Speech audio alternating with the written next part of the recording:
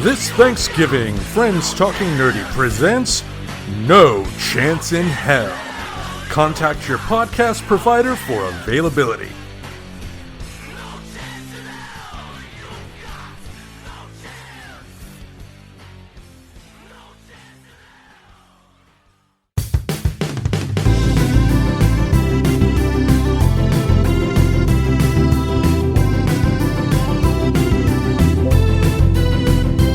If your friends are nerdy and you are nerdy too, I want to talk to you. Friends Talking Nerdy. Hey everybody, welcome to another episode of Friends Talking Nerdy. This is Tim Jousma, and with me I have Her Holiness, the Reverend Tracy. How are you doing?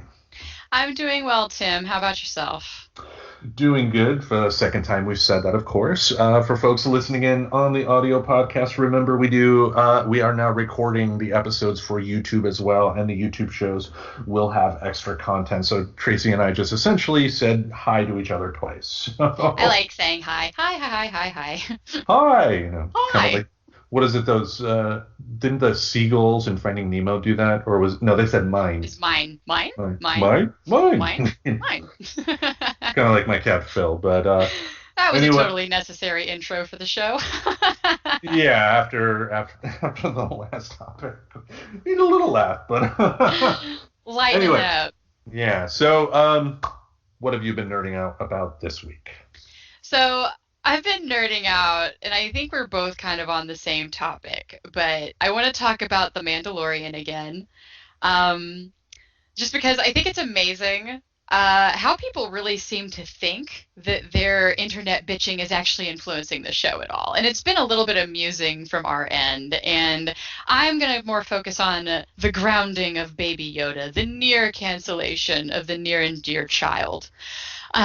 So for those of you, and hopefully you guys are all caught up, so no spoilers, but there'll be another episode out by the time this comes out. So Baby Yoda, you're watching this one, right, Tim? You know. I've seen the first two episodes. I don't think I've seen the episode in question that we're talking about here, but I do not mind spoiler talk. Okay, awesome. I'm not going to spoil anything big for you. Basically, Baby Yoda is in this room with this frog lady's eggs. And what does Baby Yoda do with anything that you suspect if left alone? Like, he's going to eat it, right? He's going to eat the thing. He eats stuff. He ate a live frog. He eats things. He takes knobs off of stuff. He is a child. He's a character written to be a child. Babies do that. I mean, I remember my kids when they were young. I mean, my daughter grabbed something out of the garbage once, and it's like, put it down. But anyway. Yeah, and then they try to eat whatever. So this child is written very genuinely as a child. So of course this child is left alone with this frog lady's eggs or something, and he starts popping them like, you know, the kid that's breaking into the fridge for Thanksgiving, and you're just eating, like, going ham on those deviled eggs, right? Because these are unfertilized eggs, and they are very clear about it, because they're actually trying to take her eggs and her to her husband so they can be fertilized by some equinox or whatever. Right. And so they started saying that Baby Yoda was like into genocide and stuff, because there was the dark humor at the end after they're like huddling and keeping these eggs from him the whole time, after Mando's like, how many did you eat? And then a burp. But at the very end, just in spite of the frog lady hugging onto her eggs at the end, he like takes one out of his pocket and just slurps it down. Just, I appreciated the dark humor. Enter the internet and everybody's rage about Baby Yoda's into genocide, and it was so dark, and, you know, he's gonna make this person extinct. And I was like, well, first of all, they never said it was the end of the race. They said it was her line. I don't know if there's like a deeper, I know these are based off of some books and there's some other background stuff that could be in there, but taking it from the context of the show. So anywho, you fast forward to the next episode. So everybody's all pissed and they want to kind of maybe cancel Baby Yoda. And the next episode, they show that I guess one of the eggs end up being fertilized, and Baby Yoda gets babysat by the frog lady and her husband. And then Baby Yoda, in an awesome appeal to the internet, pets the baby tadpole at the end and is like, oh, this is a living thing. Yeah, this is nice. And so it's just really funny, because then you have everybody blowing up on the internet. It's like, well, you know, they redeemed themselves for that. And to any of you guys out there under any veil of belief on this, that this actually had any influence, they wrapped filming on this like before COVID hit the United States officially. So literally none of this matters. It kind of goes with the same thing. Like we see it all the time. I've told you, Google constantly tries to ruin Great British Baking Show for me. They complain. That winner's had their trophy at home for months now. So sorry guys, TV's not being made live for you. But so that was an interesting play out on the Baby Yoda. So I guess he's okay because he pet the tadpole of the frog mom, who literally never seemed to have an issue with the fact that he ate the eggs. Yeah, and it just, wow. I mean, of all the things to be upset about, an imaginary creature eating the eggs of another imaginary creature, not eating all of them. They were still able to make some at the end, and just why people love to be angry, and I guess if fine, if you don't like it, you don't like it. I'm not going to try and argue somebody out of their initial enjoyment out of something. If they didn't like it, fine, but how could it be genocide? I mean, especially since you pointed out that they made clear that they were able to fertilize some of the eggs, and we're talking unfertilized eggs. I mean, is everybody who eats a hard-boiled egg like a chicken murderer? Well, I mean, according to vegans, but well, and we know about them, yeah. The silly people that don't eat meat. I wonder what they do all day. Yeah. Ha. But yeah, and even like some of the articles are like, first of all, these were unfertilized eggs. Secondly, you guys are implying intent of genocide on essentially like a 2-year-old. Like, I know he's 50 or something, but the way that they age, that's basically like a toddler there. And hey, you know what? I will actually give kudos, because I would have suspected some bullshit if he hadn't have eaten those eggs being left alone in the room. Because when you make a character, you imagine what that character would do in any given sitch. Now, does Baby Yoda understand that those are like going to be living things? Probably not. No more than a 2-year-old would. So I actually will give them credit. I want to give the writers props, because I like that they managed to do that in that world, where they can actually have like that Baby Yoda character that they know what he's going to do in a situation. Because he even went and ate, like in the same episode that he was eating the eggs, he toddles off and there's like these spider things that come to life because he cracks open one of their eggs and eats the embryonic spider inside of it. Ew. It's what he does. Yeah, I mean, but yeah, I mean, he's a baby. He's gonna eat stuff, and yeah, I mean, of all the things to be upset about, and yeah, it's amazing how fans think that their opinions ultimately do matter. Now, some studios don't help that situation. I'm referring, of course, to Snyderverse fans of Zack Snyder's take on the DC movies, especially Justice League coming out. Online, those fans were quite vocal and just quite horrifically evil. Not every single one of them, but there were just some that are just absolute jackasses, and Warner Brothers didn't help matters by essentially rewarding their behavior by letting Zack Snyder finish the film the way he did. But just I don't know. To me, there's nothing wrong with giving your opinion. If you don't like it, you don't like it. Fine, say so. But once you start going into the whole aspect of the over dramatizing what a character has done, or even going to the point of saying this show shouldn't be on the air, or this actor shouldn't be on the air because they offend me, or something like that. Just come on, grow the fuck up. It's if you don't like it that much, go to Hollywood and produce your own stuff. I mean, that's really, at the end of the day, what should happen. I don't know. Well, what it stinks though is it is kind of a say on human psychology, and that is that we bond in a negative. Like, we do. That's why half the time water cooler talk is trash talk and shit talk. We bond very strongly over negative things. So I understand the pull towards it, but man, you want to talk about damned if you do and damned if you don't as far as responding to it as a producer, because it's like, if you are like, well, I'm just not going to take it seriously because this is not a good reason to fire this person, you're accused of not being sensitive to your fan base. But if you listen to everything that everybody has to complain about, Great British Baking Show would have been canceled 10 years ago, I feel like. You know what I mean? So, right. and that's like a show that I don't even understand why anybody gets upset about it, let alone like one that's trying to deal with complex issues. which Star Wars does kind of do. So, Right. and speaking of like some of those unpopular opinions, that can lead us into the other half of our to cancel or not to cancel. That is the question. That is the question. Yeah, kind of piggybacking off of this topic here. Gina Carano, someone who we've discussed before on the show here, has talked about some more stuff and also retweeted some more information that, for the record, stuff that I don't agree with. She's gone over the line for me in terms of like retweeting stuff like questionable stuff about the election, and also questionable stuff about coronavirus and whatnot. And now you got people that are coming out and trying to say that she should be fired from the show. And I guess she's also making a big deal, along with other conservative celebrities, about leaving Twitter, quote unquote, to go to another social networking site, I believe called Parler, that a bunch of neo-Nazis run. And I'm not being facetious there or over dramatic. I mean, if you go on that social networking site, it's bad.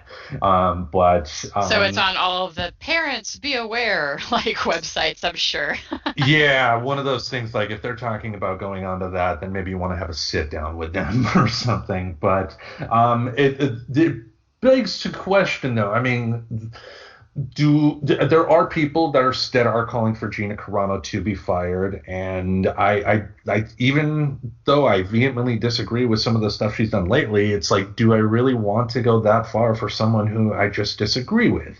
I mean, some of the arguments, I guess, is that this person does have a platform, and by spewing the negative stuff, it could lead to detrimental stuff, not only when it comes to like the coronavirus nonsense she's retweeting, but like the election, and then the transgendered stuff that she did, that can lead to some problems, and there is an argument to that, but I don't know, it's a tricky situation. I mean, it's not an easy solution here, but I think she's being an asshole. I think she's being a troll more than anything. I think she's having a personal fun, laughing at how people are reacting to that, but I don't necessarily think being a troll online should necessarily lose you a job.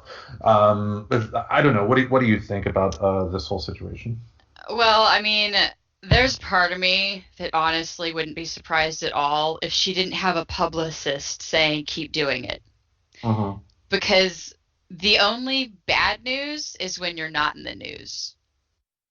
So it's keeping her topical. I'm not saying that I have any insight, and actually, I'm just saying I wouldn't be surprised. But as far as has she done anything to warrant being fired, here's the deal with that. I try to think of that as if it were in my office, right? So say I'm working in an office and there's someone, and let's be real, she is good at her job. We can say she's a good actress. This is not her first rodeo being in films, and she brings a lot to the team, right? So she's good at her job. So if I'm at my work doing fucky fuck job, whatever it is, and my like neighbor, I know in their spare time outside of work, they are a fucking troll. They are shit to people. They might even be a little bit, racist, misogynist, whatever you want, right? But the thing is, it's not at work. They're not, so it's like there's that separation there for me. But I just, not that I support racism or misogyny at all. I'm just saying if I were working with a human and I know they were doing these kind of trolling behaviors that she's doing, because I don't even think she's been like so overtly offensive as being straight misogynistic. Just I guess she's also not helping with questioning some of the election stuff and is questioning like what the fake votes or whatever. Yeah. But anywho, I don't know. I did work in an office where people were saying that COVID was kung flu and that it was made up. Yeah. It's not a fireable offense to have opinions. It is not a fireable offense to be a troll. I mean, it's shit behavior, but it's not a fireable offense. Okay.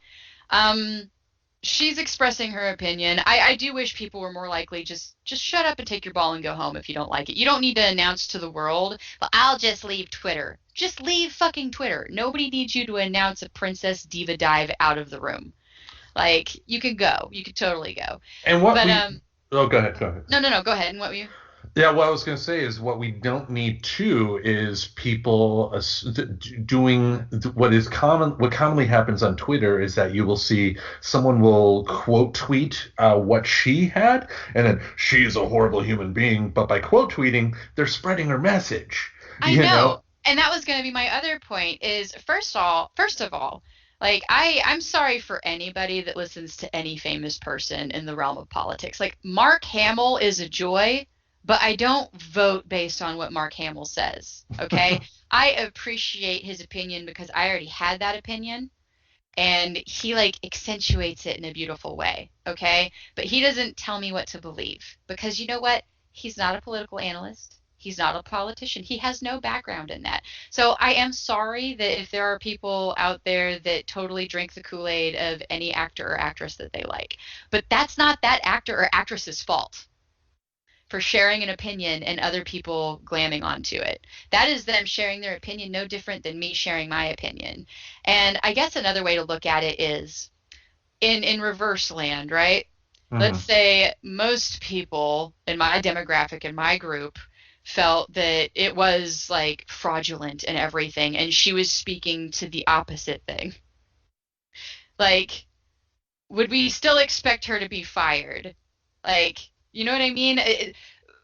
There's other people who would argue the other way for her to be fired too. And so as long as you can make that parallel, I just don't think it's right to just say that you've got the gavel as the viewer and the people that the content is to.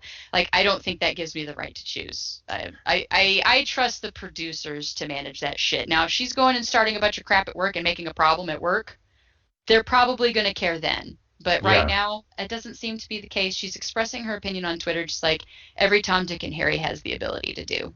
Yeah, and you got to think of it this way too. Like, when you are giving your opinion, anybody online that has a job, could potentially find themselves in a particular hot water situation if they do say something outrageous. I mean, look at like the people when the coronavirus shutdowns first started happening earlier this year. You had people like going into grocery stores without a mask and throwing a fit. Look how quickly, the internet found out who these people were, where they worked, and how quickly those people were fired.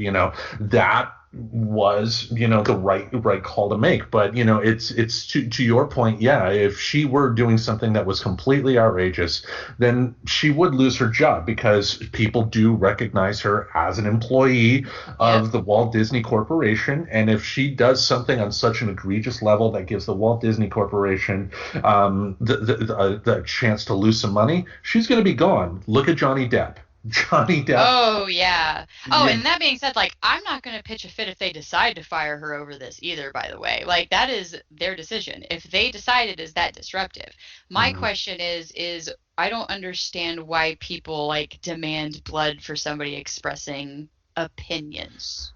That is the problem, and that's tribalism right there. I don't get this fantasy that people have of living in some ideologically pure world, of I must only associate with people. I must, there must only be politicians that agree with everything I possibly say, and I must.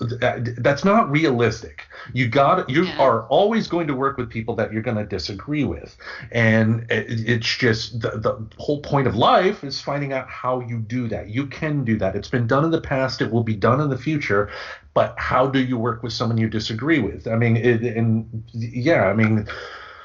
it's a popular interview question for a reason, folks. Like, you have to learn to work with people who don't agree with everything that you agree with. Period. And Yeah, I don't know. I personally, and I know I think I talked to you about this about, with the what was it, Bob and Sally cartoon or whatever, and everybody doing their stupid fucking corrections to is like Bob's a piece of shit because he's a racist, and Sally's an enabler and also an asshole because she has no problem with Bob being a racist piece of shit. And I'm like, hold up, you guys took something that was originally about just people being able to talk through their differences and made it something really gross and disgusting. A. And B, if you are only ever friends with people that share your view, I'm sorry, but you're not challenging yourself. Like, it's okay to have people to challenge you and have discussion. And hey, guess what? You don't even have to be committed to changing their mind by the end of it. You can just have a variety of humans around you that challenge you so that you know how you feel about your own views. See, there's ways to look at it. Exactly. Yeah. I mean, that's. I mean, for me, I love working, with conservatives.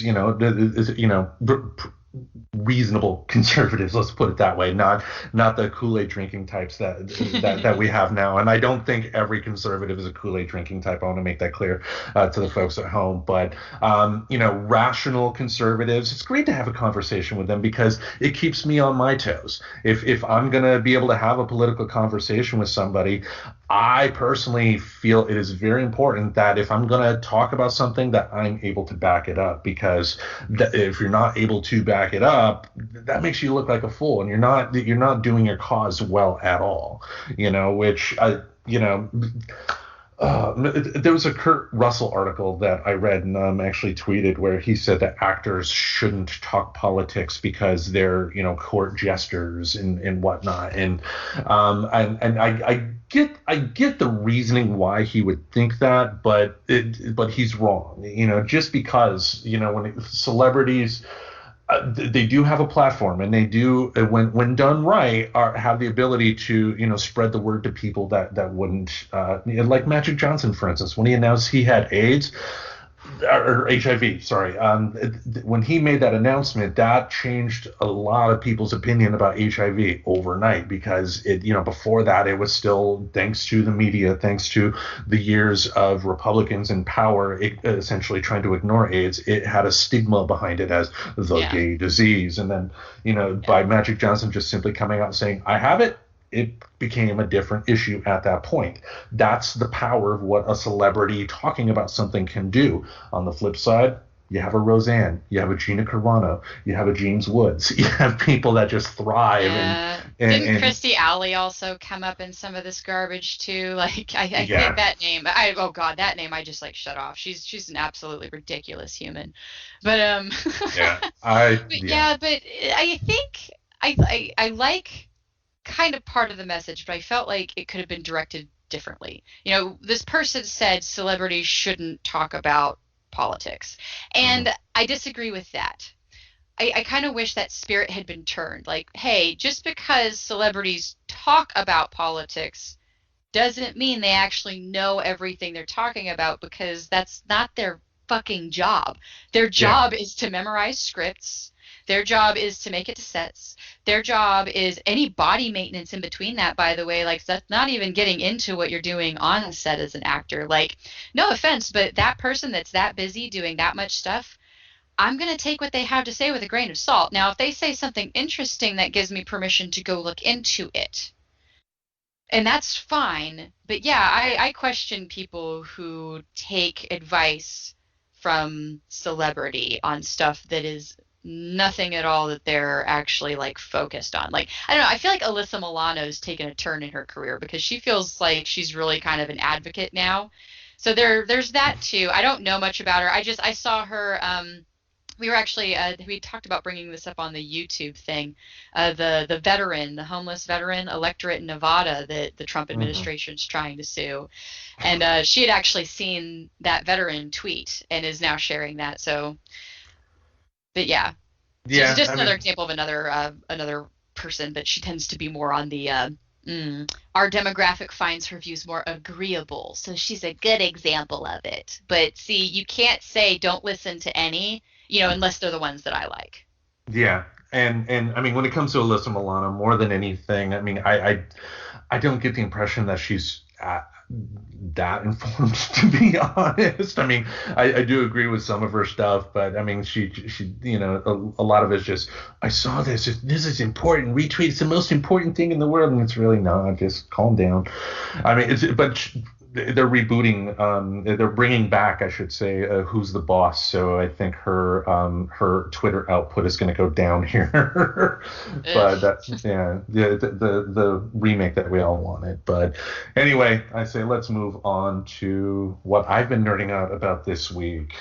When we had the Nerdy 5 topic about musicals, there is one movie that I forgot, and I feel ashamed that I forgot. I'm so ashamed that I thought, why not just talk about it a little bit right now, and that is the Muppet Movie. I'm assuming you've seen it. Yes. What do you think of the Muppet Movie?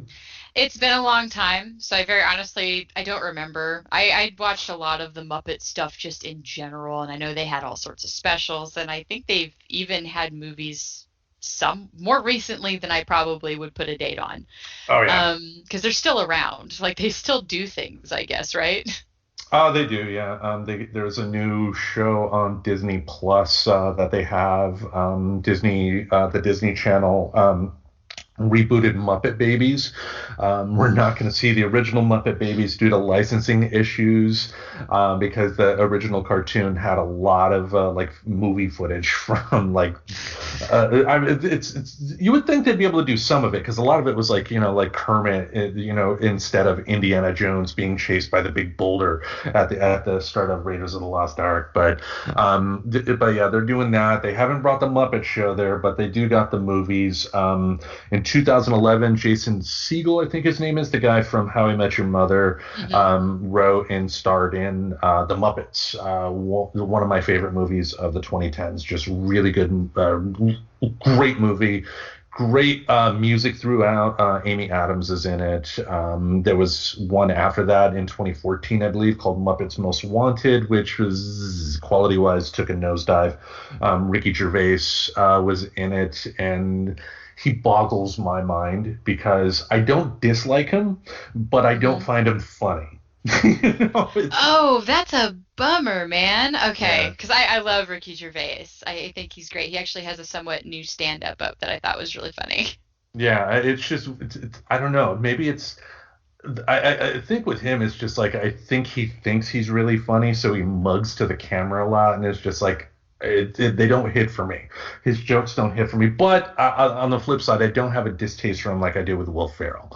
But that's a different story for a different day, because fuck Will Ferrell. If we're going to go negative, we're going to go negative on that, damn it.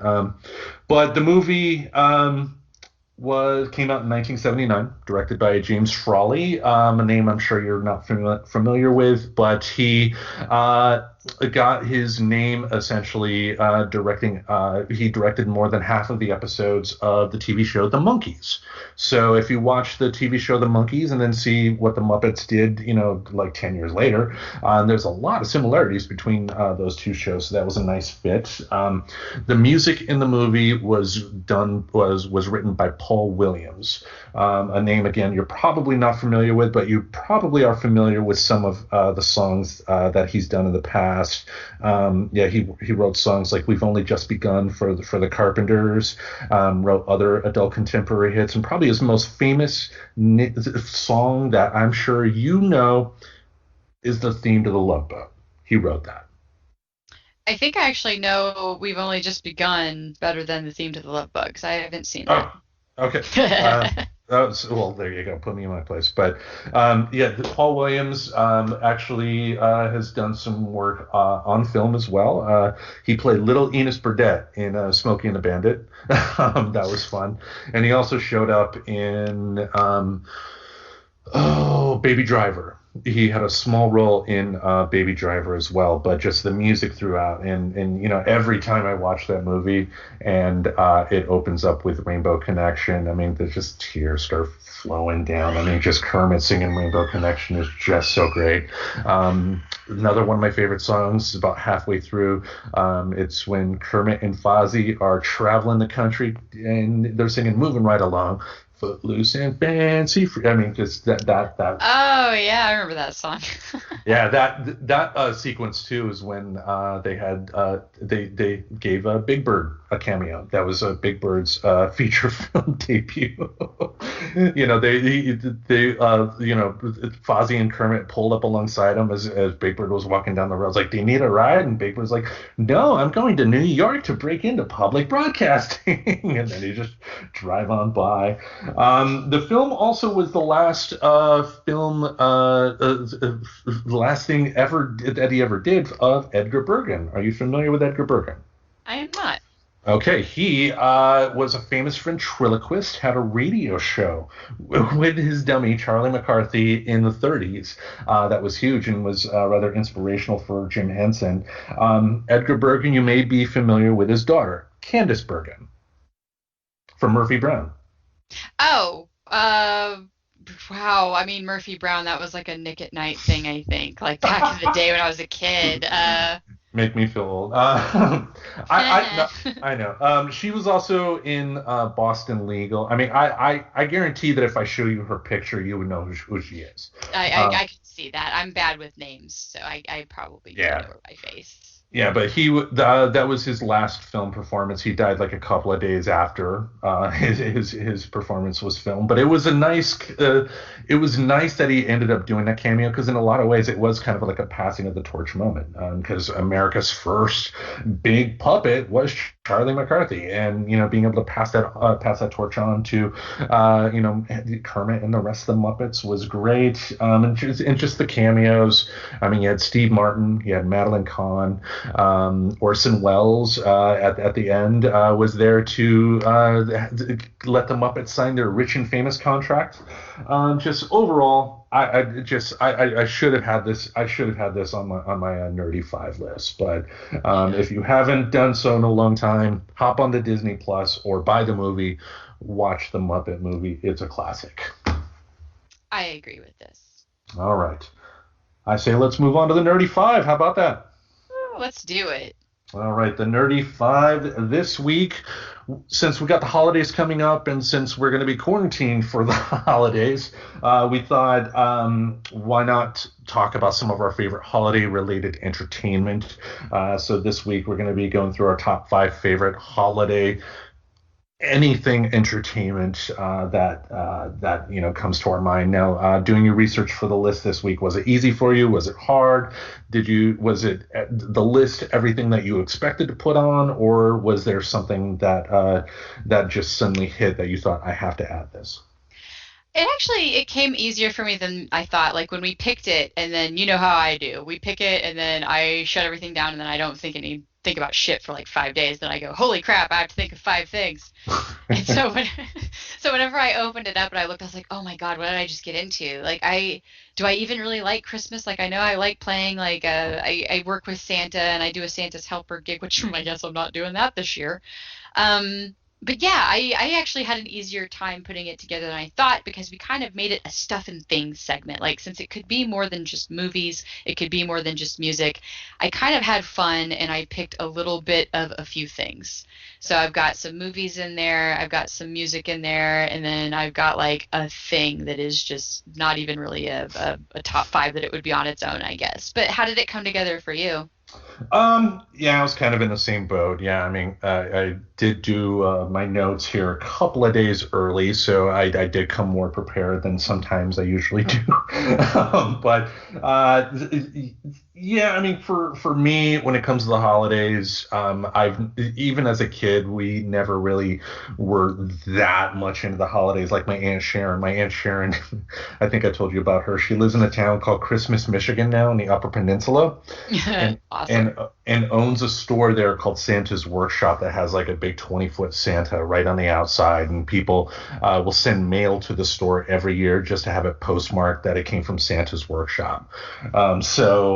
Yeah, when you have a woman like that in your life, you tend to get a little burned out on the holidays. So for me, a lot of holiday enjoying the holidays, just kicking back in front of the TV. So, coming up on my list was relatively easy, but I think the list also is indicative of the types of entertainment that I like. So it's not the whole cheery, Rudolph the Red-Nosed Reindeer type of stuff. It can be a little quirky, let's put it that way. But we'll start off. What's your number one? So my number one, I decided to kind of pick a movie that maybe most people haven't heard of, but it's called Borrowed Hearts, back from 1997. Have you heard of Borrowed Hearts? No, tell us about it. See, I like it because it actually has a few actors in it that they just kind of snuck in there. It's actually starring Eric McCormick, so that's Will from Will and Grace, Roma Downey, that is the angel from Touched by an Angel, and then my favorite that guy actor, Hector Elizondo, and he's best known for Chicago Hope, but I knew him for like being in the background of Pretty Woman and Runaway Bride and The Princess Diaries. I like this movie. It's really cute. Basically, there's Eric's character is this stuffy young businessman that just doesn't have a family, and he's trying to win over the business of Hector Elizondo's character, who is going to come stay with him for a while, and they find out he's a family man. So they go to hire a family, and then the big meet cute moment happens when Roma's character and her daughter are driving by, and the daughter just thinks it's completely appropriate to run out of the car and run into a house that looks like her dollhouse. And that's how they meet, and they inevitably get hired over the fake little actor family. And so it's very meet cute, the man and the woman end up falling for each other. It's really cute because the little girl is convinced that Hector's an angel, and it's kind of implied that he is. So it's a sweet little holiday movie. It's something that, as far as like sickly sweet it goes, it's not that bad. Like it's not as lame as some of the other Hallmark films, but was this one probably seen on the Hallmark Channel the first time I saw it? More than likely, but it's something that's out of the norm from kind of the more popular sappy Christmas movies. So I give it that. I don't always go for the romantic ones, but this one was cute. Yeah, I mean, Roma Downey alone probably would keep me away from watching it. Just her fake piousness with the whole Touched by an Angel thing, and then her producing that dramatic version of the Bible that her husband's Mark Burnett, who produced Survivor and whatnot, and also The Apprentice. So we can thank that family for what we have in the White House. Yeah, and I'm not a big fan of syrupy stuff anyway. I'm always just sarcastic. Oh yeah. I totally get this. I wouldn't even suggest this one for you. Like, I know this was not your bag. I really love Hector Elizondo. He hits me off as the type of guy that just he rolls out of bed and does a movie when he wants to do something cool for his grandkids. Like, he just hits me off as a really laid back dude. Yeah, he is a good actor. I've definitely seen him in stuff that I like, but the rest, let's move on to my choice here. What's your number one? Yeah, my number one, I'm going with a very specific episode of this show, but it is from South Park. South Park is very famous for, the first Santa versus Jesus was a Christmas thing. I mean, their first, how they got famous was based on Christmas. So Christmas has always been a very important part of South Park. But for me, if there's anything that kind of, that is just exemplifies the best of what South Park can be, it's Woodland Critter Christmas. Yes. Yeah, just how it starts out as a traditional Christmas carol, and Stan wants to help the woodland critters by getting rid of the big bad cougar that's trying to kill them. So he kills the cougar, and then like, yay, the cougar's dead! Hail Satan! And then Stan's like, but what? And then they have the blood orgy, and just it goes bizarre at that point. But for me, the biggest laugh I have always is at the very end, where everything is wrapping up, and throughout the story you find out that it's actually an assignment that Mr. Garrison gave the class, and what you're hearing is Cartman's Christmas story. And spoilers, I know, but at the end, because like throughout he was ripping into Kyle, because Kyle in the story wanted to have the Antichrist baby, but the cougar cubs were able to successfully perform an abortion, thank God. And then at the end was like, and they all lived happily ever after. Except for Kyle, who died of AIDS 2 weeks later. Yes. Wait. How he do I remember what's burned into my memory was when they killed the cougar, and then it's like, Mama? And it's like, oh man, just fucking dark ass humor. I thought this was a Christmas special, but of course it would be dark humor and then blood orgies. Yeah. Yes. All right. What's your next choice? So my number 2, I had to go with my favorite. Why did I see this as a child Christmas movie? And that is National Lampoon's Christmas Vacation. It's really funny because this one, it had really mixed critical response in the beginning, but I guess now it is considered a modern Christmas classic. And I do remember seeing it as like the first funny Christmas movie I'd seen. Like, I think pretty much up until then I was stuck watching claymation or cartoon, like the story of Santa Claus or whatever stupid thing was on, like on the TV at any given point. But this was the first one that made me laugh. And we never had like big family Christmases until my dad remarried. And my step family had these huge get-togethers. I think that's the thing that made it so relatable and why people really loved this movie is you've got this just symphony of characters whenever you've got those big Christmas ordeals. And so, like, especially for me, because I never knew these people, like I maybe knew 1 or 2 people at these damn gatherings. There was the one gift under the tree that was for Stacy that I was just supposed to know that was me. And senile grandfather type thing, or just grandfather that didn't give a shit, either or. But you got the aunt that's too into cats, the grandpa that the lights are on, but nobody productive is home, so there was all of that. I remember with the freaking cat under the chair and just being mortified at that. But yeah, watching it as an adult, it surprises me that my parents justified letting me watch this like repeatedly as a child, because it goes into like, okay, I'm pretty sure he had a fantasy boner at the window whenever he was like watching the girl in the bikini in his head. And then, and I think they just like quickly panned up. I didn't rewatch the movie, but I was like, I thought at one point I was like, Beh? And then if that didn't get you, later when the SWAT team comes in, and I didn't notice this for a while, but she's like crouched down and she has her hand like on his cock, like keeping his dick safe. And then she like reaches out his hand, shakes his hand, saying, nice to meet you, and then slaps it right back over there. And I'm like, man, I guess that would keep it safe. It's just, I don't know, is her worry stone, I guess, in the moment. But Okay. you've seen that movie, right? No. You haven't? Oh my gosh. No. I've not seen any of the National Lampoon movies. Oh man, well, that one I actually think it's worth watching once. It's ridiculous, it's silly. For Christmas movies, it's not near the sappy, mushy shit that you're used to kind of being pitched at you, which was kind of what made it refreshing and different and why I wanted it on my list. Right. Maybe one day. I mean, my thoughts have thawed on Chevy Chase. He can occasionally do a funny movie, but it would be weird now seeing Randy Quaid, because Randy Quaid he has a mental disorder. Didn't know. Yeah, he like if you go on his Twitter, he will post these insane videos, like he has a big bushy beard. I mean, literally, I think there is really something wrong with him. There was like he had to move to Canada to escape getting arrested, and just a bunch of weird stuff happened with him. But it would be interesting to see him somewhat normal. Yeah, so he went more like Gary Busey deep end, not Jim Carrey enlightened. No, not even Gary Busey, because Gary Busey, they can drag him out of mothballs for the occasional, quick appearance in a movie. But I mean, like at this point, like Randy Quaid is not going to get a job in Hollywood for a long time unless he shows he's taking his medicine and all that stuff. And like, yeah, like I also too, like he's made some videos recently, like supporting Trump and, talking about government being against him, and just like nobody cares about Randy Quaid. Fuck you. Basically. But yeah. What's your number 2? My number 2 may seem like an odd choice based on, starting off with Woodland Critter Christmas, but it's one that, when we talked about holiday stuff on the show in the past before, I brought it up then, I'll bring it up now.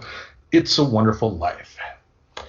A classic, it's got those romantic parts in it, but it feels real, which I've always loved, and just an overall one hell of a great movie. Now, in the '80s, when I was a kid and first was introduced to this movie, this was before the rights issues were sorted out. So, It's a Wonderful Life back in the day would literally, you could literally turn the channel to like 12 different channels, and It's a Wonderful Life would be playing somewhere. And not like now to where you can only see it like once a year on NBC. And I'm glad that they were able to recognize the film for what it was. But it was also nice being able to watch it whenever. Just the performances more than anything. I mean, like one of my favorite, to me, one of the most truly romantic scenes I've ever seen in a film is near about the halfway mark when you have George Bailey going over to Mary's house before they get married, and he's trying to talk himself out of marrying her. He loves her, but doesn't want to get married and have a family and raise them in Bedford Falls. But they're at that phone. Their friend Sam Wainwright is talking on the phone, trying to get them to purchase something, in another part of the state. And George is like, no, you got a great opportunity here. We had an old factory closed down. You can buy it for pennies on the dollar. And then they just look at her, and then all of a sudden he gets upset and says, I'm going to travel the world. I'm going to travel the world. And then they start kissing. And to me, that's more romantic than anything see in movies today, because they want to mimic, for 10, they want to have like 10 minutes scene in a lot of movies where it seems like they want to mimic lovemaking and it just doesn't look real. But this was real. The passion throughout was great. But yeah, what more can you say about It's a Wonderful Life that I haven't already said before? You don't want to hear me rambling on about a movie people always talk about. So, do you have any thoughts about It's a Wonderful Life? Yeah, I do. More of like interesting trivia on it, and I'm gonna go find it. But there's a video that talks about how it is that became like kind of that movie that played all the time. I guess if I'm remembering correctly, and I'll definitely put a correction once I find this video, and if I'm way off base here. But from what I understood from what I watched, it was not a hit at first. It really kind of flopped and kind of got forgotten about. And it wound up being picked up on because they just, for some reason, they wanted something to play. And I think it just was out of copyright or something, so they were able to use it, and so they just played it nonstop around Christmas, and then it just kind of got picked up that way as something that was free and on and Christmas related. I want to say it was Adam Ruins Everything that talks about it, because in my head I feel like it was like a cartoon explaining it to me. I'm totally going to find that as because he ruins everything, but that's why I love him. But yeah, I'm gonna find that and share it with you, especially if that concept is news to you, because I thought that was kind of interesting, just how old broadcasting and some stuff worked.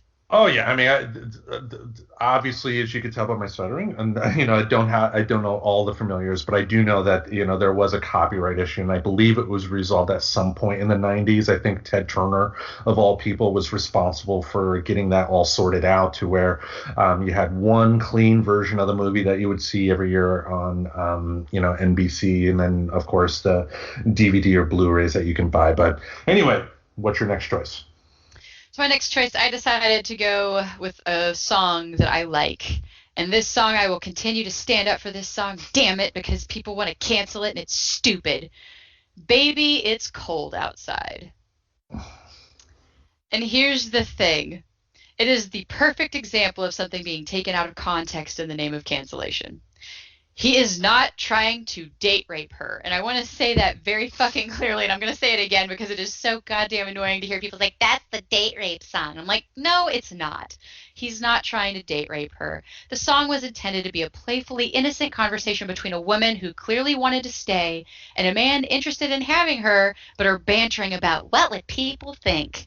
Like, when she says, hey, what's in this drink? And that's the thing that I guess people harp on. It's like, she's being silly. Like this was not like written with the intention of that this guy's being like skeezy and like trying to convince her to stay over, so he's just pouring drinks down her. Like she's being playful about it. She goes, well, what will my mom think? What will my dad think? What will my brother say? Like she's not saying no. She's saying what will people think. So I think it's a playful song. I think it's fun, and it beats the shit out of Santa Baby, because I will take a sidestep to say fuck that song, and I hate that song. It is goddamn annoying. They pick the nasaliest women to sing it always, and I hate it. But this song is like, I think it's cute, and I think I don't want it to be that thing that people think of it as a date rape song. It really bums me out when I hear people talking about that. So you're saying Bill Cosby did not write this song? Bill Cosby did not write this song. He didn't even, Okay. well, I mean, who knows if he performed it. But, Well, but no, there's a reason he's in not, jail, you know? Yeah. But it's not written with any intent other than to be silly banter of the will they, won't they, and how naughty. Like, that's all it was meant to be, and I think it's a cute song for that reason. And to your point too, I mean, there is something to be said about reading too much into something. I think people are guilty of that, especially with older stuff too. I mean, because how old is this song? Like we're talking, this came out what, 30s, 40s, 50s? I did not actually research that thick into it. I remember, and what's funny is I almost got pulled over to that belief of hating this song. Mm-hmm. And then I caught myself with it, and I was like, wait a second, this isn't about that. So why are you hating a song that's not about the thing that everybody's suddenly saying that it's about? Yeah, people got to be careful. I mean, I know I've been guilty of, jumping on the bandwagon stuff too, but, you can't,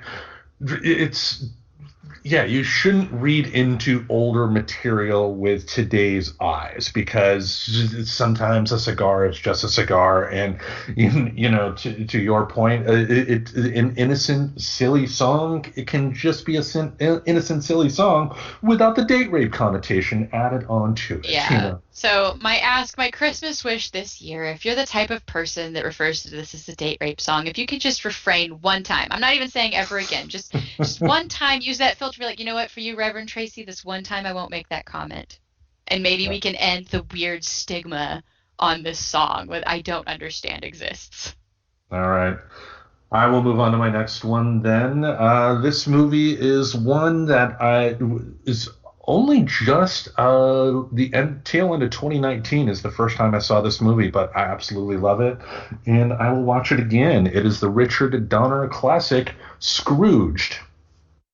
Good movie. That's a classic for me too for Christmas. Yes. I mean, I don't know why I resisted for the longest time, but I'm glad I finally did break down and actually see it, which goes to my usual MO of catching something like 10, 20 years after it came out. But this was Bill Murray's first movie after Ghostbusters. I guess after Ghostbusters, he took a couple of years off because he didn't necessarily want to play the same type of Ghostbusters roles. But this script came along. It was written by a guy by the name of Michael O'Donoghue, who was a staff writer on Hold on one second. You're fine. Okay. For the folks at home listening to the show, not watching it on YouTube, she was holding her headphones for a second, and I thought, could she not hear me? Anyway. No, my ears were just uncomfortable for a second. Don't mind me. All right. Michael O'Donoghue wrote the movie, was a staff writer on Saturday Night Live when the show first started, and is also the first person you ever hear talking on Saturday Night Live ever. The first sketch was a therapist, not a therapist, but a guy teaching a foreign guy another language, and the other guy was John Belushi, and ended up dying. But anyway, this movie is just, and also too, how could you have a holiday list without referencing A Christmas Carol at some point? This is a Christmas Carol story, just with Bill Murray allowed to do what Bill Murray is supposed to, what Bill Murray does best, and that's just improvise and have fun. The cast was amazing. The taxi driver who was played by David Johansen was great. David Johansen was actually in a pretty influential rock band called the New York Dolls, but I didn't know that until a few years back. All I knew him from was playing that silly Buster Poindexter lounge singer character that he did in the 80s. But it was great seeing him, and my absolute favorite character in the movie is Carol Kane, the Ghost of Christmas Present, the dainty, wisp, the fairy of a woman who will have no problem hitting you in the face with a toaster. Just, I mean, her performance throughout, and one of my favorite lines too is like Bill Murray's character's in a restaurant, and he has an image of a waiter, suddenly bursting into flames. So he gets some water and throws it on the waiter, but it turns out he was just imagining it. And then he, had the line, he was like, "Oh, I'm sorry, I thought you were Richard Pryor," which. This movie was filmed just a couple of years after Richard Pryor set himself on fire freebasing cocaine, so the fact that they threw that line in was amazing. But Scrooge is a classic. I mean, I can't say enough about it. And Richard Donner is just one hell of a great director who's done so much. I mean, The Omen. He did the original Nightmare at 20,000 Feet on the Twilight Zone with William Shatner starring. He did Superman the movie. He did Lethal Weapon. I mean, he produced the X-Men movies. Richard Donner is probably one of the person more responsible for entertainment today as we have it than anybody else. But yeah.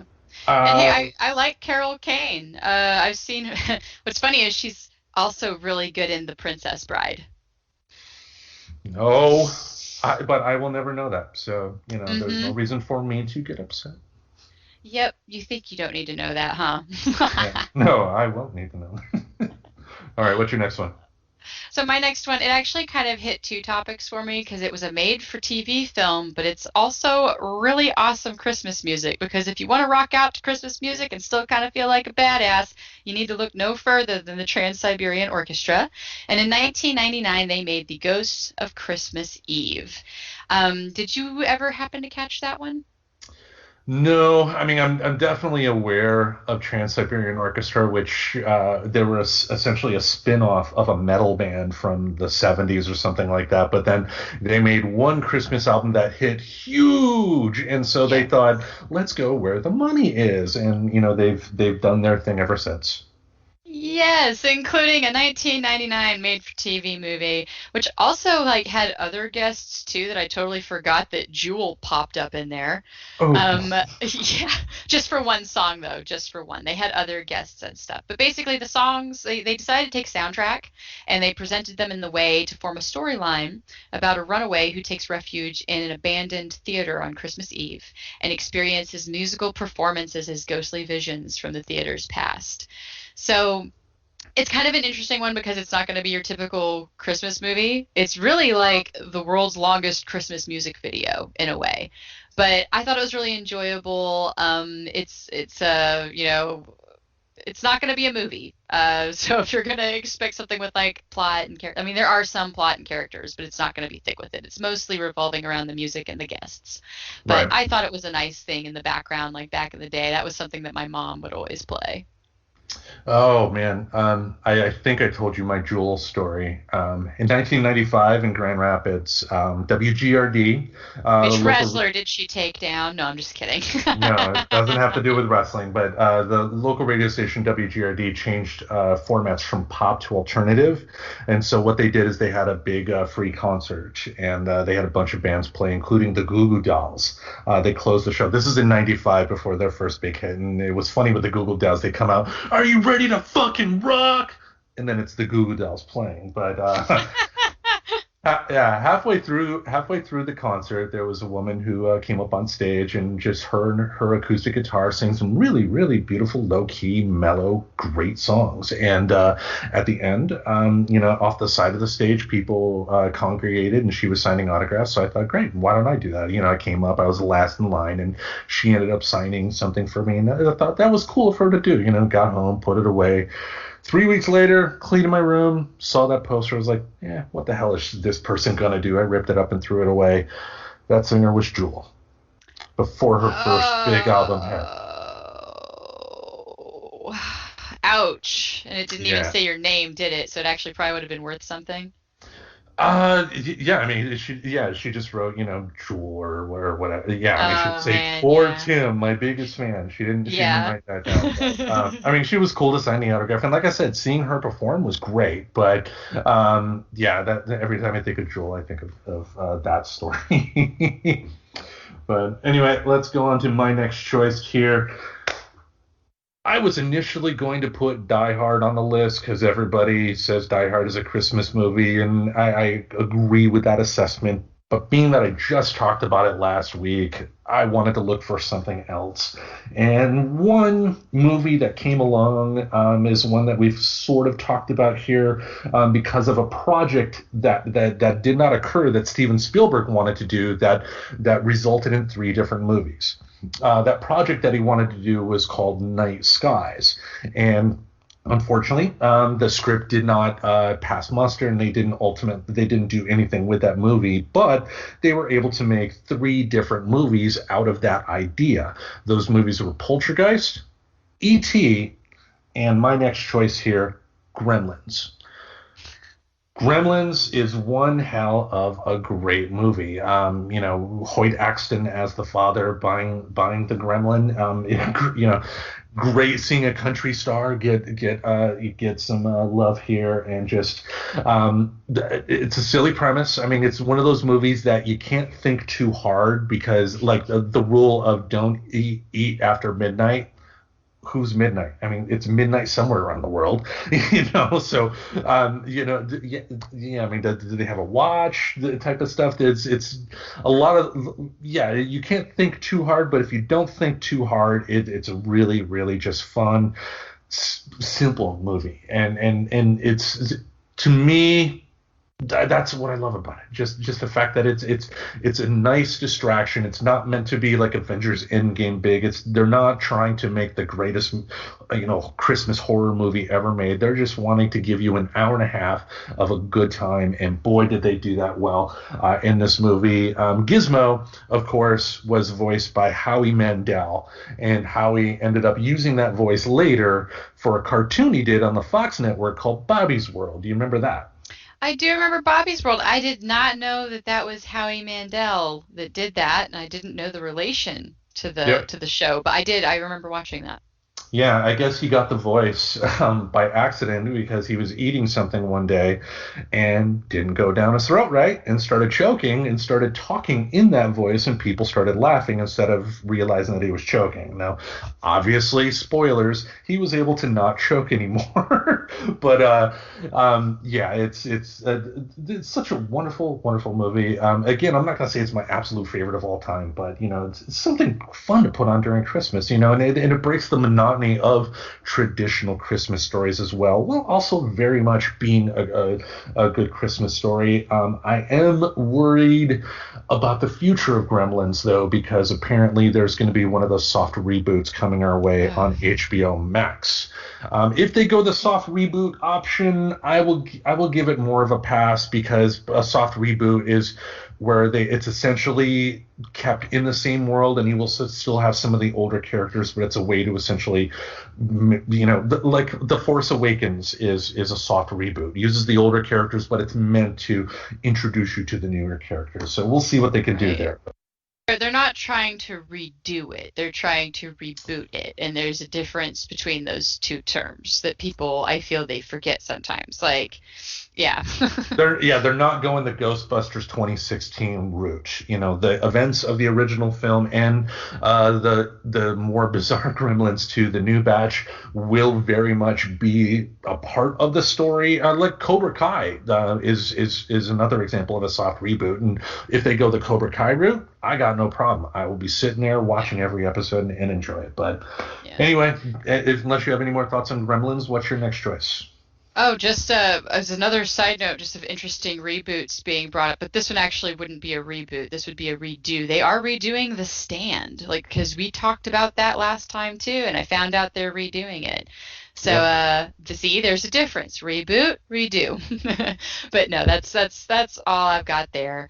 So we're on my final one, and I wanted to do like kind of something that I like to do. And I think this will actually translate well, given, a lot of people like to go out and drive through for Christmas lights. The famous local Peacock Lane has already announced they are not going to be doing their displays this year. But that's okay. That never, for me, it's okay because I am not the type of person that goes out. Because the thing that I really love to do is YouTubing Christmas light shows. This actually came along with me trying to find the Trans-Siberian Orchestra version of Carol of the Bells. And I couldn't find, I wanted to try to find it and see if I could share it. But I stumbled across that's a picture of somebody's house. And it was just this really ridiculously awesome light show to the Carol of the Bells.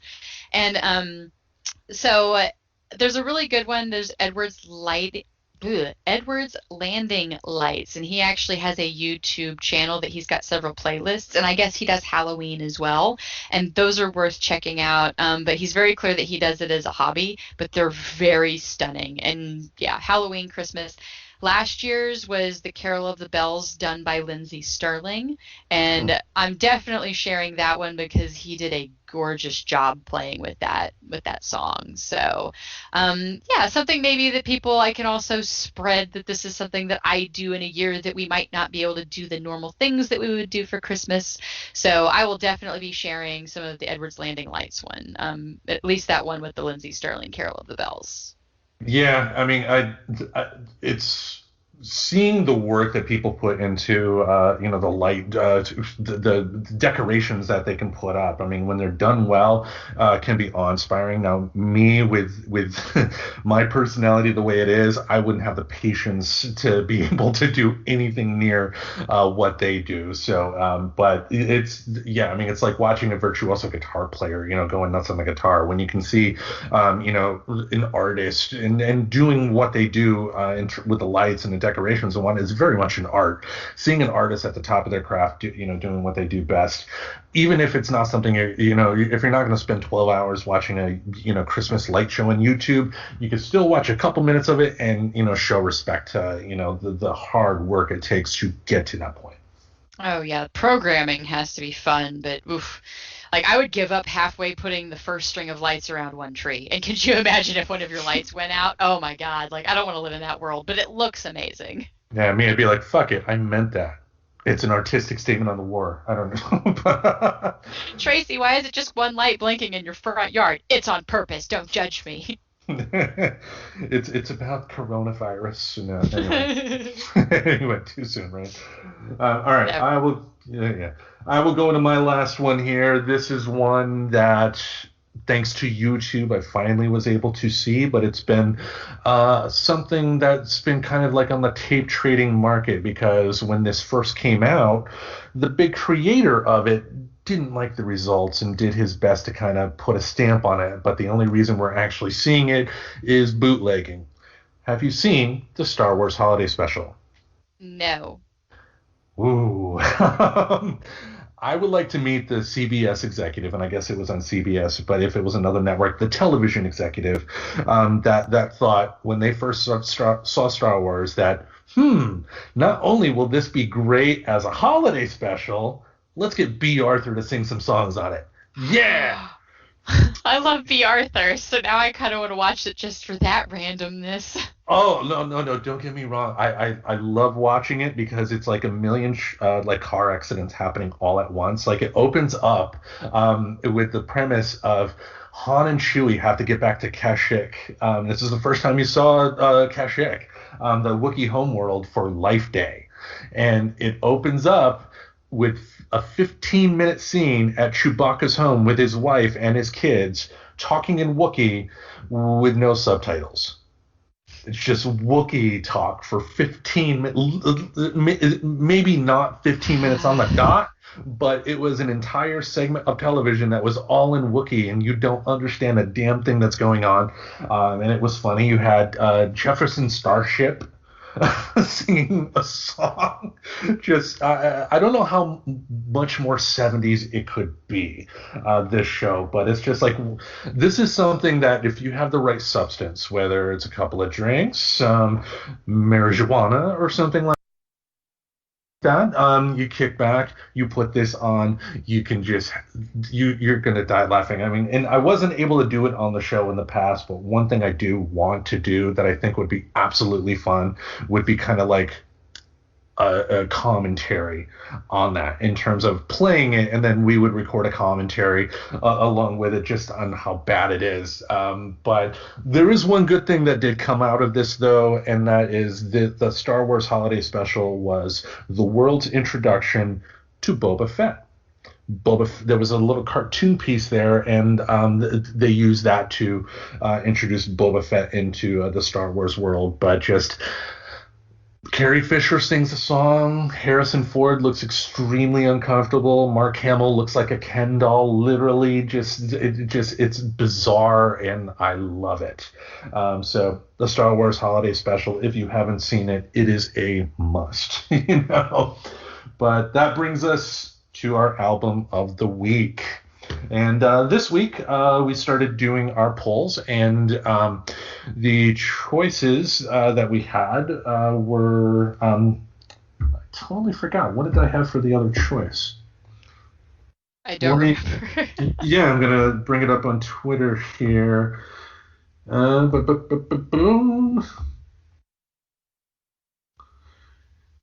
Yeah, shows you how much I prepare. But we had two choices up. The choice that ultimately won is the album we're going to discuss right now, and that is from DJ Jazzy Jeff and the Fresh Prince. He's the DJ, I'm the rapper. Now, what were your overall general impressions of the album?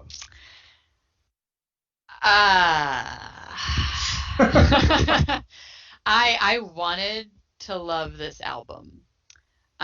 Because I have fond memories of like watching The Fresh Prince of Bel-Air, and I kind of like thought the intro song was really fun. I think I realized like I've never really listened to any of his actual music until this, and I mean it might be a shorter review for me, just because I tend to not say much when I don't have a lot of nice to say. There are some songs that I did really like, but unfortunately there was a good chunk there that just that lost me, and it didn't get me again until maybe the last 2 or 3 songs. But what were your overall impressions? Yeah, thank you for giving your impression, because that gave me enough time to find that the other choice that we had was Joss Stone's first album, The Soul Sessions. General impressions are this. To your point, I mean, this was hip-hop's first double album, so didn't need to be. But when I say that, I'm not dismissing the entire album, because obviously there are some great aspects to this. And I think more than anything, this did made me realize just how talented Will Smith, when things are firing on all cylinders, was and is as a rapper. I mean, there's some really, really good parts to this album, some not so good, and we'll get into that. But, one thing I've heard from folks over the years is that, I mean, now more people recognize him as an actor. And that's fine. I mean, I think he if anybody realizes that his acting career eclipsed his music career a long time ago, it was Will Smith. But oh yeah, you can't dismiss the contributions he brought to music, because I mean, this album that we're going to talk about here was the first album ever awarded a Grammy for hip hop album. So that, and the fact that this album in a lot of ways did kind of open the door for hip hop for people. White people, for people to appreciate hip hop for what it is not a bad thing at all. I mean, because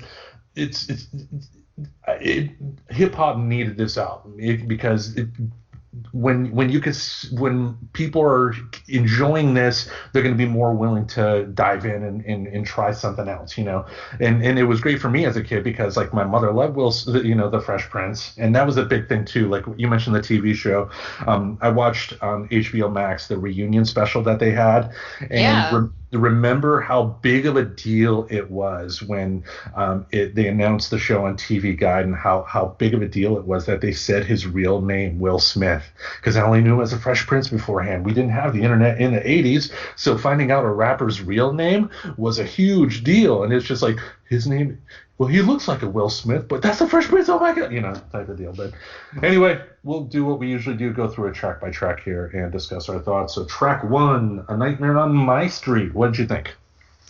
So I did kind of dig the mix of the hip hop and slasher soundtrack feel. I did notice a new genre that I may have to dive into a bit because this song was considered horrorcore. So not like nerdcore, but horror. I feel like I can never enunciate horror correctly. It just sounds like I'm saying horror and then but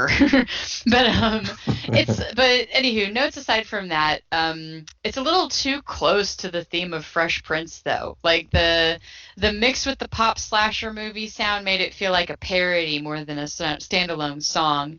I really like the break with the demon voice. That was a nice comical break. Cool for a silly song, but it felt like it could have been used as like an alternate theme song for a Halloween special of the Fresh Prince. But that's more of, it goes back to it kind of sounded like it was meant to be a parody. But I did find some trivia on this. Apparently the song was considered to be included in the movie A Nightmare on Elm Street 4, The Dream Master, but I guess producers just decided against its inclusion, which I kind of don't blame it. Well, they had a different track by a group called the Fat Boys that they used instead. So the Fat Boys beating out Will Smith, and Will Smith's like, where are they now? Yeah. The notes I had, I did indicate that it was supposed to be on A Nightmare on Elm Street 4. I loved the piano riff, which was taken from, I don't know if it was all of it was taken. Maybe they adjusted like one or two keys to make it slightly different, but that it's similar to what they did in the Nightmare on Elm Street movies. Song does a wonderful job of being silly and funny while also being a little scary.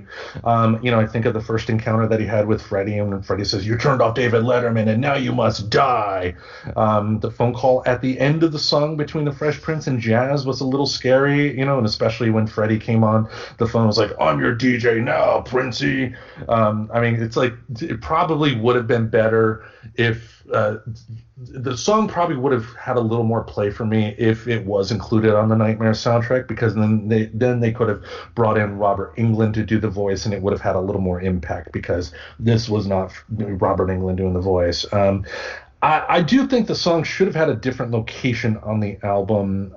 It should not have been the first song, because, and I'll go into it a little bit deeper on the next song, but it just feels kind of out of place for me. And I wrote, could this be the birth of nerdcore? Because singing a song about a movie like this, a song about pop culture, very much falls into the nerdcore category from everything that I've seen. So, could Will Smith be the godfather of nerdcore? And that, not knocking nerdcore, legitimate question there. While this song was made for the Nightmare on Elm Street 4 movie, you do get the impression that DJ Jazzy Jeff and the Fresh Prince were fans of the film. It wasn't just a job that they did. And it also does a good job of showing Will Smith's Fresh Prince persona, the goofy, likable guy who's a little nerdy, but a hit with the ladies, quote unquote. So we'll go on to the next track here. Here we go again. I'll go with my notes here. I had a nice jazzy feel, no pun intended. Love the keyboard riff used throughout the song. And I feel that this should have been, and probably was at some point, the first track on the album. Just because of some of the lyrics, it felt more like a first track, like, welcome everybody, this is what this album's going to be about, something like that.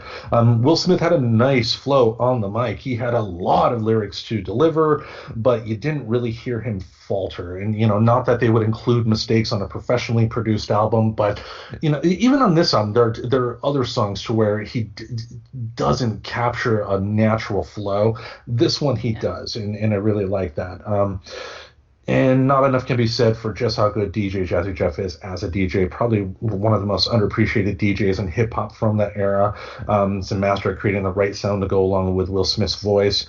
Overall, the song is mellow. It's not my favorite, but I didn't dislike it. It's a mellow and a low-key way to properly start off the album. What did you think about it?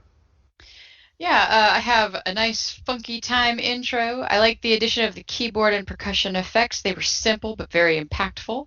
I dig the message too, kind of asking for patience from fans between new albums. but it doesn't have hold on. Oh, but it doesn't have like any ring of rudeness to it, was what I put. Sorry, my phrasing there confused me for a second on my note. But yeah, like it's a song that says, "Thanks for the love. We want to get more to you, but understand that we're doing so well that it takes time to get content to you." Because they talk about like, yeah, you hear a lot of songs on the radio, and that's nice that they play locally, but like we kind of tour in Germany and stuff. And it was like a polite way of asking for patience. And I also kind of tagged this one as, I felt like this should have been the beginning of this album. And I'd made the comment to you, like, this did not need to be 17 tracks long. Yeah. And I feel like if they had just taken out A Nightmare on My Street, not that it wasn't good, it was good. I just don't even know if that fits anywhere in this album. And I think they kind of robbed it from this one actually being a really good, like, getting us started intro. Thanks for your patience, fan. Here's some meat and potatoes for you. Nice. All right, we will move on to the next track then. Brand New Funk. What did you think? Context-wise, I think this was the perfect song to follow up Here We Go Again, a song talking about discovering a new funk after a song asking for patience on new content. The beat was good. It made me want to move from the beginning. There was a repetitiveness to some of the voice bits they used, but it kind of worked for me.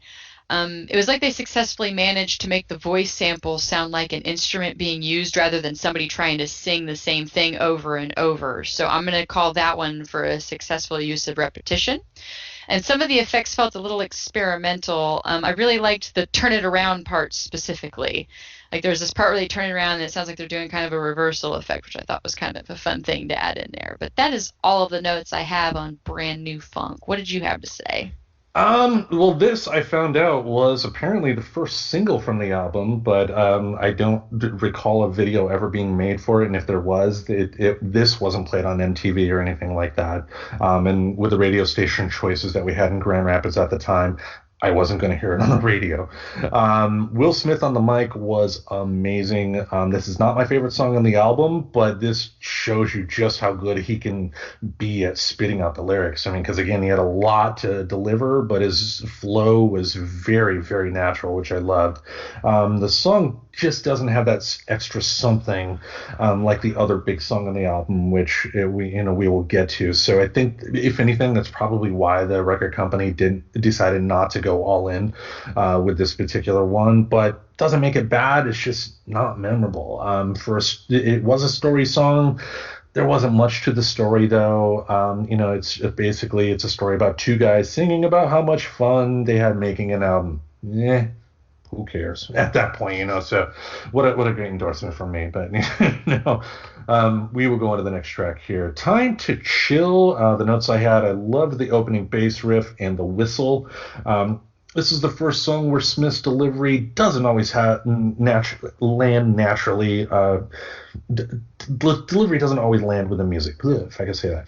He's trying to keep a particular beat, but the delivery just doesn't come across as natural. It seems like he's forcing it. And I would have enjoyed the song more if it was just an instrumental. I did like the line, "The Queen of Spain knows what my real name is." Now everybody does, and yeah, just what I pointed out earlier. It was a big deal in the 80s and 90s to find out what a rapper's real name was, because they did not share that. So, what did you think about Time to Chill? I have notes that just say, nice, easygoing whistle intro before you get hit with the beat, but as described, it's kind of a chill song. I agree with you on the vocalness, because my note is his vocal cadence seemed to exist in spite of the music. I feel like he could have delivered the lyrics the same way over any song, and I can't decide if it's a good thing or not, since it kind of means that it doesn't feel like the lyrics were made to go with the music. Like, it felt almost like he was having a conversation over a soundtrack than actually necessarily really singing it with it. I liked the effects mixed in, some drum kit, a little bit of variety on some keyboard. Sorry, I'm getting a pop-up on my computer, don't mind me. All right, sorry. That was actually all I had to say about that one. Definitely it wasn't my favorite song on the album. It felt a little awkward. Yeah. But it goes with that. Again, his vocal cadence just didn't really seem to match with anything. And I'm glad you brought that up too, because like I mentioned, this was hip hop's first double album. The whole premise of it initially was going to be one part of, disc one was supposed to be the rapping part, and then disc two was supposed to be the DJ part. So some of the songs on here, yeah, I mean, to your point, it probably was a situation to where Jazz created this song, and then Will Smith had created words over it. So it's probably a situation where the song was not intended for lyrics to go along with it. They were just added, and it sounds like that they were just added after the fact. All right, so we will go on to the next track then, since we love that last one just so much. Track 5, Charlie Mack, the first out of the limo. What'd you think? I put a nice punchy intro. My God, our wording is good today. It was very much a getting my strut on song. Like, I liked that. I told you I like the pimp walk type feel song. I looked this one up. I'm trying to get away from necessarily over researching songs, but I really expected this to be about someone specific, but I honestly couldn't find anything. It does appear to be a song that's maybe about their bodyguard. It felt like the song was a joke I wasn't in on, though. So those are the ones where I get really almost too distracted with not getting the joke that I feel like I'm supposed to be in on. Excessive use of record scratching effect added to the feeling of the song being more of a silly / joke feel, but it wasn't my favorite use of record scratch. It kind of got like a little ridiculous there in the end.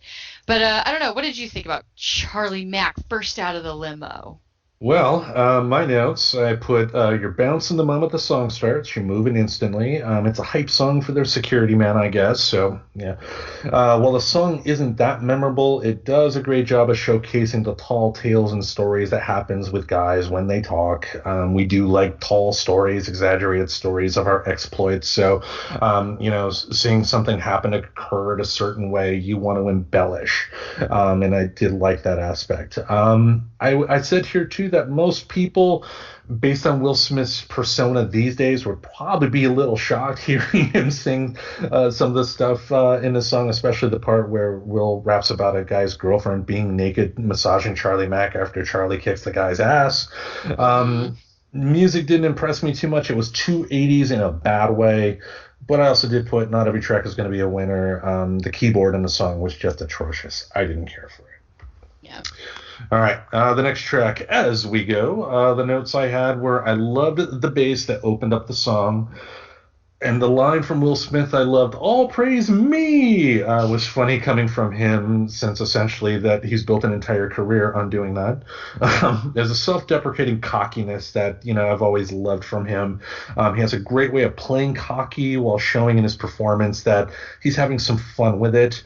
I loved the call and response halfway through in the song between Jazz and the Fresh Prince. Prince would deliver a line and then Jazz would respond, scratching on the records. That was good. I can see this being used live about halfway through the show as a way for the entire band to be acknowledged on stage. We walked into the door and told them they were dismissed. The line that Will Smith delivers in regards to women that showed up at a house, and Fresh Prince is a bit of a dick. Go figure. What did you have to say? Another strutty song due to the bass in the beginning. I said, I can't take him seriously as a cocky guy, though. Like, I cannot take Will Smith seriously in that sense. And then I had to notice just kind of a silly observation.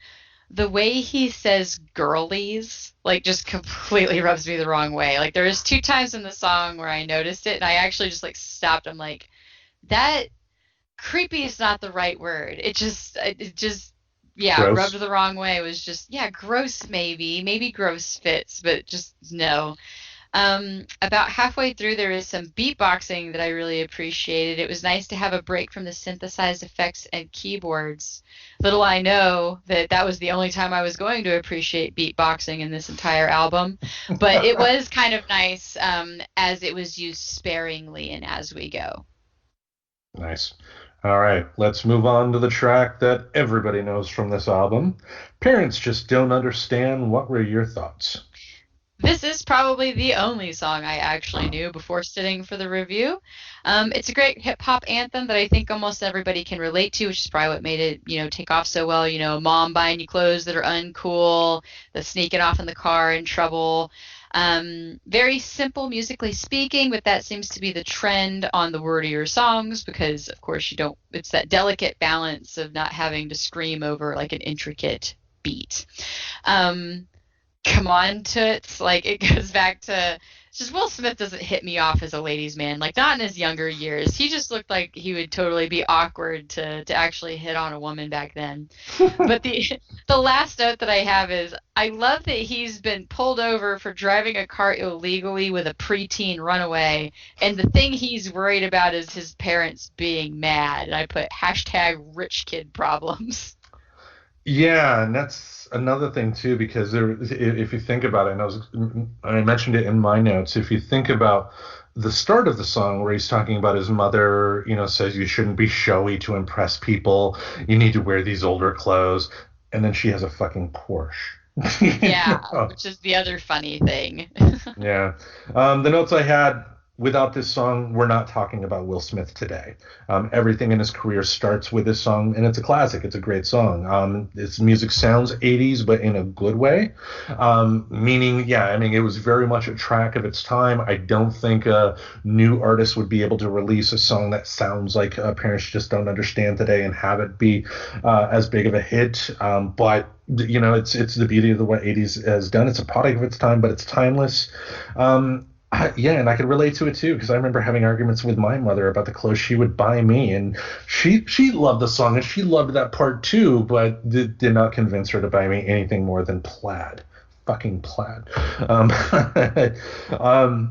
Yeah, the song gets weird near the end. While the character he's playing is probably no older than 18, talking about picking up a 12-year-old runaway is just a little bit weird.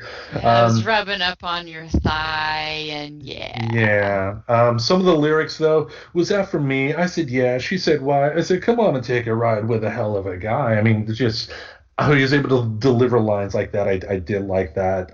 But yeah, just it's a classic for a reason. And even if Will Smith did not make it big into the movies, if he was not a big actor, I think we'd still be talking about this song today. I think at the very least he'd probably show up on those I Love the 80s shows that would show up on VH1 or something like that. He'd still be around in some way, shape, or form because of this song. So let's move on to the next one. Pump Up the Bass. The notes I had are the opening sounded like the opening of a public access television show. Just an amateur sounding opening. But damn, the song kicks in hardcore. The drum machine and horns loop was entrancing. And who better to scratch a record than DJ Jazzy Jeff? The musical collage he puts together here really gets you grooving. Will Smith didn't have much to do in the song, and I have to imagine this was just another track that they probably used live that allowed Will Smith probably to take a bit of a breather. And Will Smith's delivery of the lyrics near the end was just too much. He was trying to rap too many words at once, and the delivery just seemed way too forced for me. What did you think of Pump Up the Bass? So I think I summed it up best with my first sentence. This song could be deleted from history and I would be fine with it. Okay. I'm going to explain it, and I realize this might just be some me-ear stuff going on, so hear me out. It didn't do anything for me, and actually some of the effects were somewhat painful to hear. Between the talking and the cut-off feeling of the horn ? Effect, like there was this kind of effect that kind of sounded like a synthesized horn, and it felt like they didn't know how to start the song. The cut-off/unfinished effects, while probably intentional, continued through the entire song, which was funny since that was more prevalent than any bass being implemented to me. And then there was this awkward honky scratch sound that was just extremely unpleasant. I kind of wish they had like more bass instead of that. I don't need to hear what sounds like basically the love child between a record scratching and a dog whistle is what it kind of reminded me. It was just this really weird sound, and I think it just totally ruined the entire song for me because there was no point where I felt like there was a cool ramp up or a cool effect. It made my ears kind of bleed.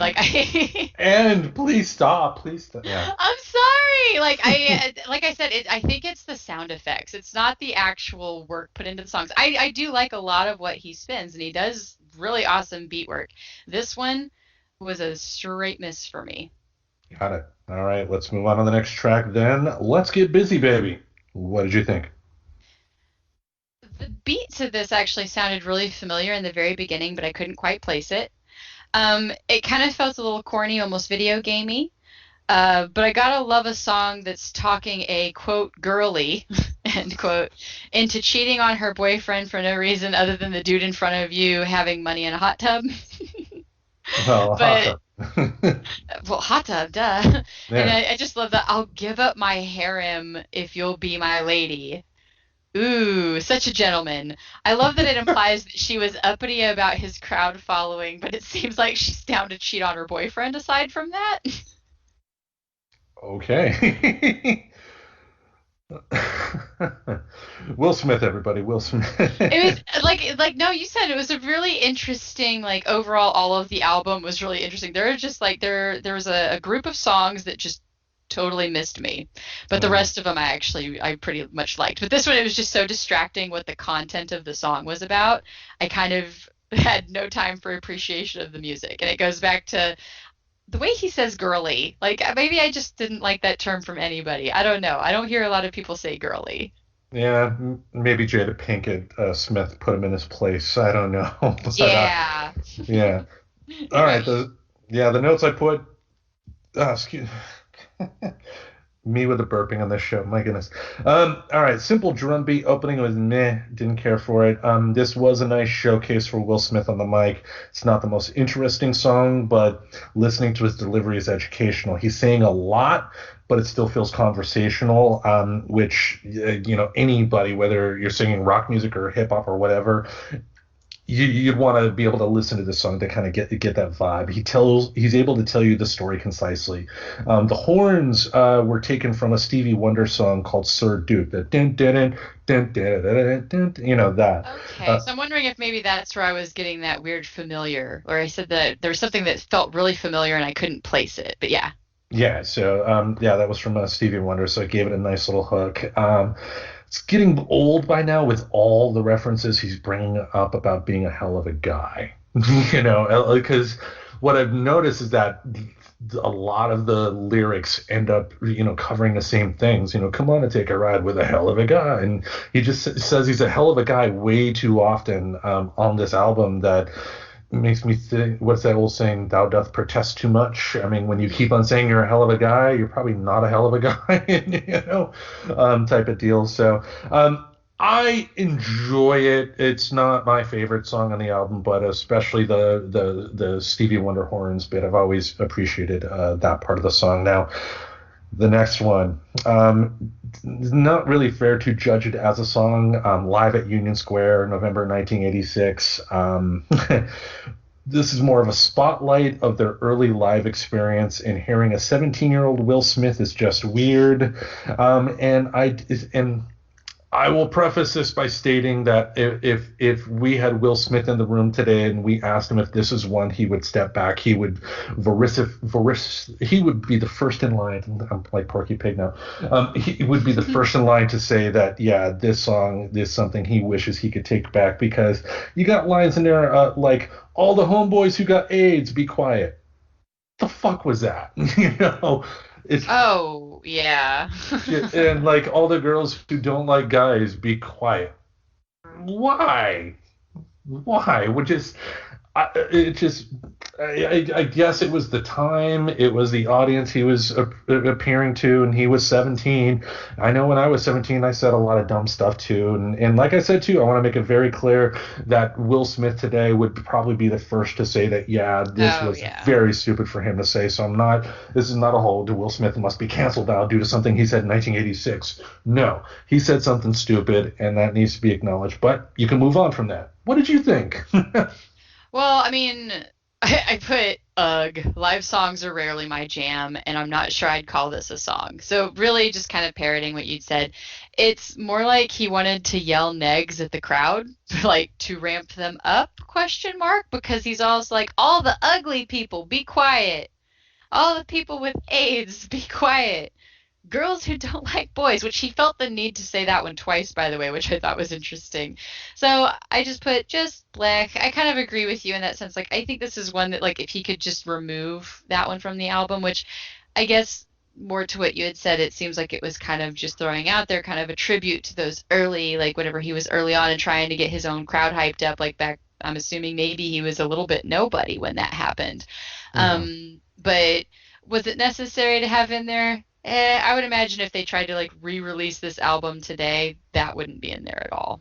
No, no, no, no. This no, because there's really no point to it. I mean, I got no problem with a live album. I mean, there are some live albums I absolutely love, but Mhm. you have to have a song. There's no song here. This is just essentially Will Smith trying to hype up the audience, which the Fresh Prince of Bel-Air reunion on HBO Max showed that when that show was on the air before they began filming with the audience there, Will Smith with a microphone would run through the audience, get the crowd hyped up and all that stuff, and he was good at that. He's still good at that, but there needed to be more on an album because we're not seeing it. We're not, seeing him kind of jump up and down and be the wild, crazy guy. But let's move on to the next one, track 11, DJ on Wheels. What did you think? This song felt like it might have been commissioned to be an intro for like a late night comedy special. I don't know why, like that made me think that. I feel like they let DJ Jazzy have one song that was all him. It even sounds like Will's vocals are mixed in rather than ever being sung alongside the mix. It wasn't really good or bad for me. It was just there. I mean, in a way, it was good because he is good at mixing. Like, that's obviously what he does. So to say that he can mix a song well is kind of redundant. It was well done. It just didn't really stand out as either a favorite or, like, I don't think it should be deleted from history either, though. So Burn the negatives. burn it. Yeah, the notes I had, this is when I noticed that a lot of the drum beats for the songs on the album and for a lot of their work overall sounded the same. I mean, because you mentioned like Parents Just Don't Understand sounds a lot like the opening drum beat to Nightmare on My Street, which sounds like the opening to the Fresh Prince of Bel-Air theme song. There's a lot of musical repetition, which is not necessarily a bad thing, but once it starts getting monotonous, then you got a problem on trying to keep the audience's interest going. And yeah, they were just starting out in their careers, so I can forgive that. Young people, this is probably the height of their musical knowledge at that time. I get it, but just they needed to spice something up at this point, and this is where the album started going down for me. Having said that, there were some elements of this song that I really did enjoy. Instrumentals overall, especially as a writer, can be great when you're trying to capture a particular mood. If you're writing a particular scene where there's a lot of action going on, listening to a song, an instrumental that feels like there's a lot of action going on can keep you in that spirit. So for that, I enjoyed it overall. Yeah, I mean, I wouldn't burn and piss on the negative, but No. yeah, this is not going to be on my replay list on Spotify or anything like that. But let's move on to the next Yeah, song. the My next song. yeah, my buddy. The notes I had: some beatboxing. Oof. Probably my least favorite song on the album. Sounds dated as hell. It's like your grandfather's version of hip hop, which which is a weird thing to say because the guy who did the beatboxing in the song is probably somebody's grandfather right now. So but it's just awful. And then I put the note, it's worse than the Will Smith movie After Earth, which is the notorious bad Will Smith movie. But Oh, nice. what did you think of My Buddy? Funny intro with beatboxing. It was a nice break for me since the last 3 or 4 songs didn't do anything for me. I wanted to like it. I have a bit of a history enjoying beatbox and acapella, but this felt like an experiment gone horribly wrong. Maybe it was just that beatboxing didn't take well on the recording equipment of its time, but it just never felt at all like it came close to working. Like it didn't fit at all. Like it was just so jarringly different than everything else. It did not work for me. It's a 4-ish minute song that feels like a 6-minute song in all of the wrong ways. Yeah. It went on way too long, and I mean, honestly, I am not some sort of hip hop scribe. I don't know the entire history of hip hop, so I don't want to speak out of turn here. But how often do you hear beatboxing today on mainstream albums? Rarely, if at all. I mean, there's a Right. reason. There's a reason people don't really do it. You leave it to the professionals, and then you don't spend a 4 minute song that feels like a 6 minute song showcasing just one thing that sounds instantly outdated the moment it happens. But anyway, the next track, rhythm tracks, house party style. What'd you think? I put once Will finally stopped talking over Jazzy for the intro, I started to like it up until he starts talking again. I didn't like hearing Will basically mansplain everything Jazzy was going to do before doing it, and personally, I thought it made Will kind of look like an egomaniac. Like he had to tell the DJ how to do his job, and like you don't need to tell DJ Jazzy how to be a DJ. I think the only thing I enjoyed from the song was that Jazzy responded via mix instead of words. I thought that was clever and kind of cute, but even that I have mixed feelings on. I think if they removed Will Smith from it, it would have been a very enjoyable musical mix. But I just felt like the weird egomaniac talking over. It didn't work for me. Maybe it was supposed to be more playful than it came off, but like I said, it just came very barky and controlling. Yeah, the notes I had, it's another song featuring DJ Jazzy Jeff doing his thing. This one gets you grooving. Will Smith does more to detract from the song than anything due to talking too much, which is ironic because he mentions in the lyrics that he talks too much. I would have preferred this. I would have preferred this either as an instrumental or have Will Smith do like a little vocal introduction and then let DJ Jazzy Jeff do his thing instead of the constant interrupting. Because Yeah. he's not Will Smith's not bad on the vocals. Obviously, I'm not saying that, but just if you use him in the wrong way, it will detract from other things that are good in the song, and I think that's what we were looking at here. So let's go on to the next one. He's the DJ. I'm the rapper. The title track for the album. The notes I had. Stealing a sound clip from a Steve Miller song in the 80s probably brought them a lawsuit. Steve Miller from the Steve Miller Band, who wrote the song like, The Joker, Fly Like an Eagle, stuff like that. Very, very hardcore in not allowing people sample his music for hip hop songs. The vocals on a song reminded me of a Chappelle Show bit where Dave played a rapper who couldn't hear what was coming on the headphones. He's like, the music would start. He's like, what? What? I didn't hear. Turn the lyrics. That it reminded me of that. The song is lyrically heavy, but damn, Will Smith is sounding natural throughout. Star Wars references in the song again. Well, DJ Jazzy Jeff and the Fresh Prince have to be discovered in either nerdcore or the inspiration for what nerdcore became. The song gets you bouncing. If anyone wants to goof on Will Smith, this is a song you play to shut them up because this kind of showcases his strengths as a rapper. And in my opinion, this should have been a single from the album. It showcased both of their personalities well, both goofy and fun. What'd you think?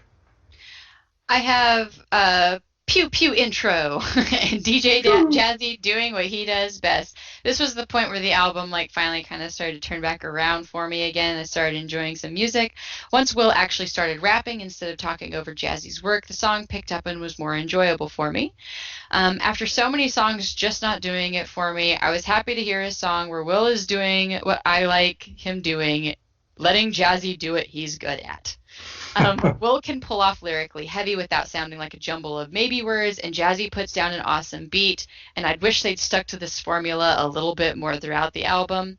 But hey, you know what? That goes into that opinion. You obviously loved some songs that I didn't, so maybe the variety overall was good, but I was happy that it kind of got back to a sound that I more enjoyed at this point of the album because I was really starting to feel on a negative spiral. Yeah, and one thing to keep in mind too, I think when the Fresh Prince of Bel-Air came together, Will Smith was no older than 21 at the time. So when this album came out, he's what, 19, 20, and Yeah, I think I would judge that more than likely if they redid the song or redid the entire album today, they would probably agree with us that there would need to be some changes. I mean, it's the best that very young people at that age were able to do. But let's go on to the next one here. Hip Hop Dancers Theme. What'd you think? We finally get a song where Jazzy is allowed to do his thing without any unnecessary interjection from Will. It's not bad at all since Jazzy is good at what he does, Ad nauseum, we've kind of said that. He is great at being a DJ. He does awesome mixes. Yes, I know my battery's running low, computer. Get over it. A simple beat with some scratching and a few voice samples thrown in while getting a little more complex with add-ins and effects near the end. It worked for me in that sense. Yeah, the notes I had, another instrumental showcase. Yeah, didn't have much to say. I mean, the song is not my favorite, but it's still something you find yourself bobbing your head to. Yeah, so it makes you move. It's just a good, solid song. I would say though, especially since I'm on the fence about this, like, did it need to be a double album? Did this really need to be on there? Also, could there be an argument that if you do leave it on, maybe they rearrange the track listing? Maybe if the track listing was more of a instrumental vocal throughout, maybe you would have enjoyed. I could have enjoyed these songs a lot more instead of having mostly vocals and then mostly instrumentals, because it just. At this point, you do feel a bit of a drag going on. So, all right, we'll skip to the next one then. Jazzy's in the House, another instrumental showcase. This was hip hop's first double album. With tracks like this, I have to ask, should it have been? At the very least, having two instrumental tracks in a row just seems silly. I would have alternated them so you wouldn't have this lagging feeling you have at the end of the album. On a technical level, it's not bad at all. Just the pacing due to the track layout, just at this point, I was beginning to feel tired. Yeah. What did you think? I put a very mixed up jazzy intro, upbeat and made me want to move immediately, with the clap effect almost cheering me into the song. I think out of the jazzy only songs, this is probably my favorite mix. However, for an album listen through, I felt the song was a little too late to win me over into liking the album as a whole. And I think I kind of agree with you. It would have been better just to kind of mix back and forth. Like, let the DJ be the DJ in one song and then let the rapper be the rapper in the next.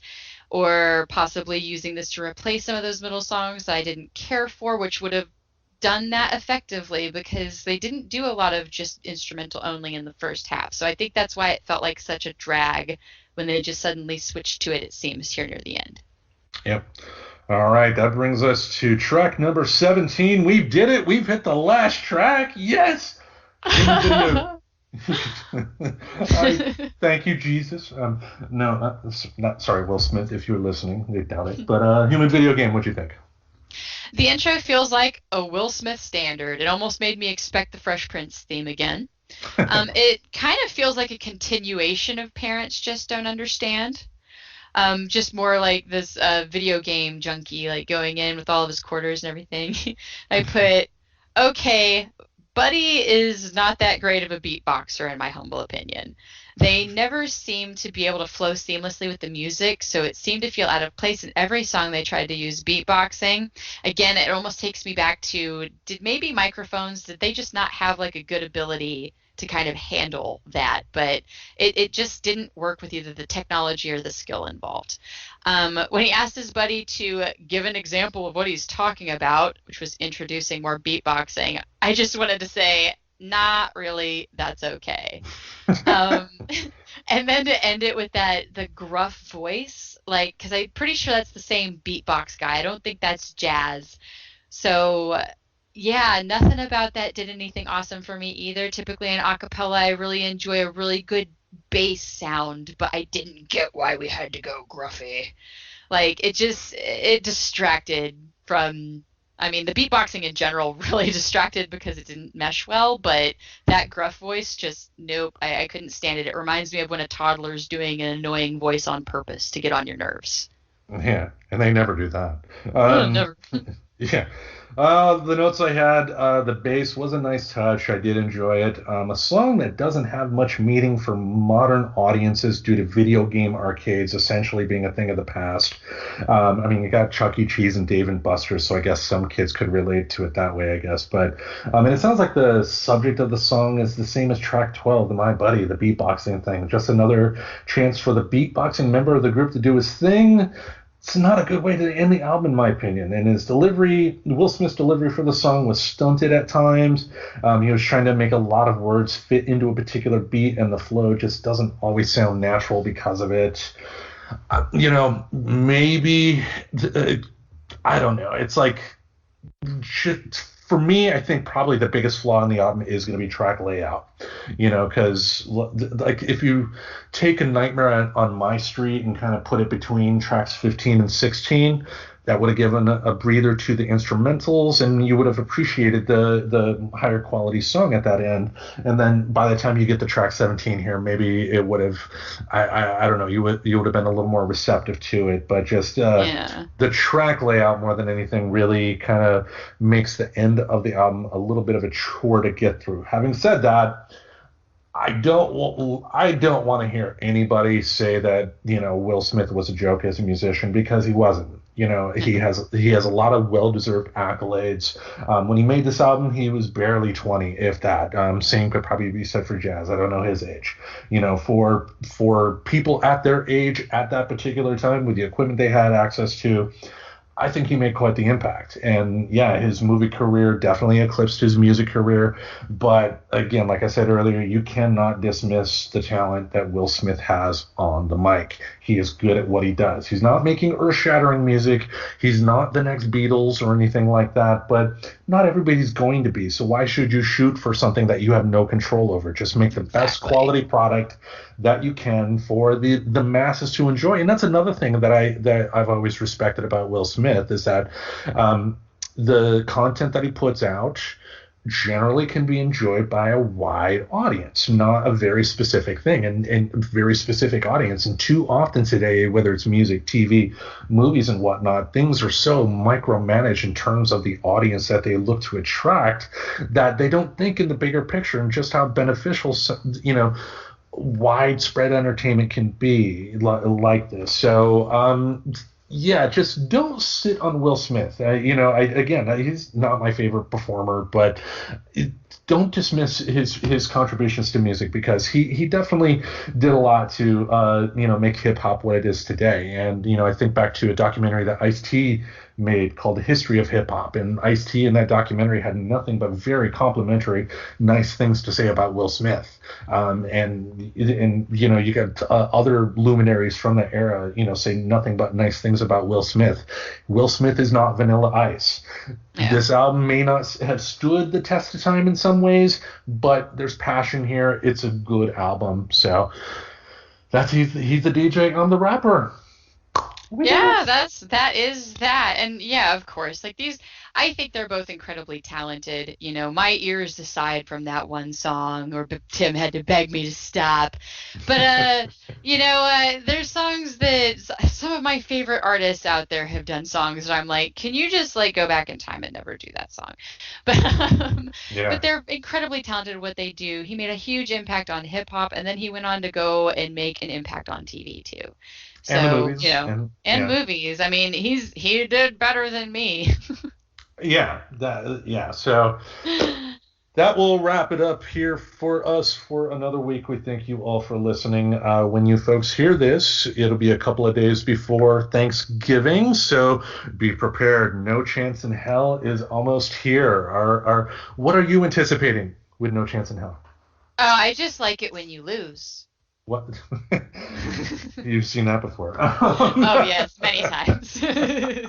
So I hope to make sure that doesn't happen, but we'll see. I'm definitely excited. That's going to be fun, and it'll be fun seeing Professor Aubrey with pie on her face.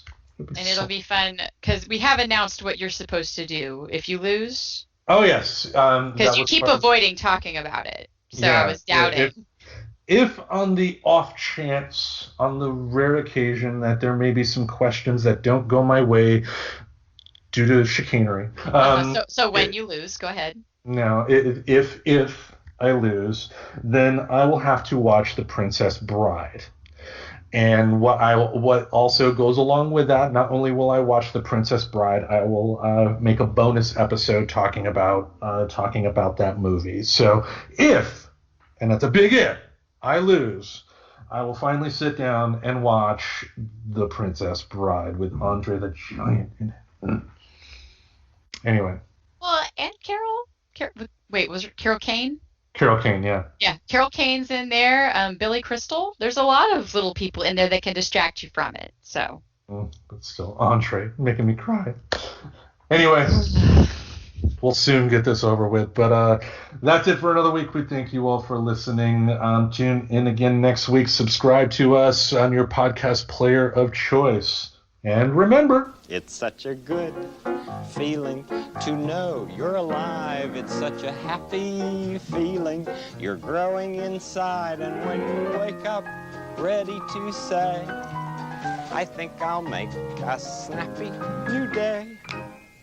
It's such a good feeling, a very good feeling. The feeling you know that I'll be back when the day is new. And I'll have more ideas for you. And you'll have things you'll want to talk about. I will too. You always make each day such a special day. You know how? By just your being you. Only one person in the whole world like you. That's you yourself. I'll be back next time. Bye-bye.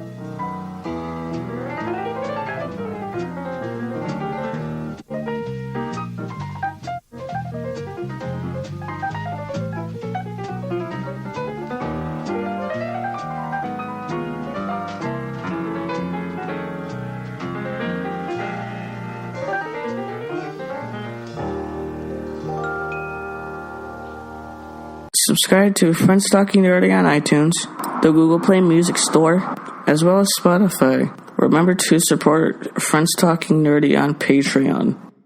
Goodbye, darling.